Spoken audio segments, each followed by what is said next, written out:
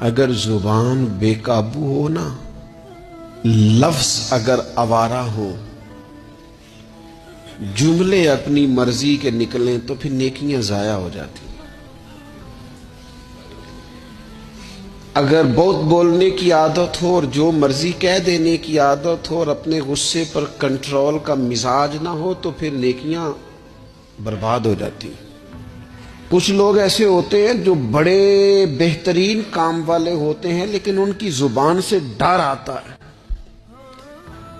ان کے جملوں سے خوف آتا ہے، ان سے محبت کا رشتہ ہوتا ہے، تعلق ہوتا ہے، لیکن ان کے ساتھ گزارا نہیں ہوتا، اس لیے کہ وہ نیک بھی ہیں، نمازی بھی ہیں، حاجی بھی ہیں، پرہیزگار بھی ہیں، لیکن زبان سے تیر برساتے ہیں۔ ان کے جملے نہیں ہوتے، ان کے نشتر ہوتے ہیں جو دلوں کو گھائل کرتے۔ ایسا آدمی اپنی نیکیاں ضائع کر بیٹھتا ہے۔ بڑے بڑے جملے بولنا،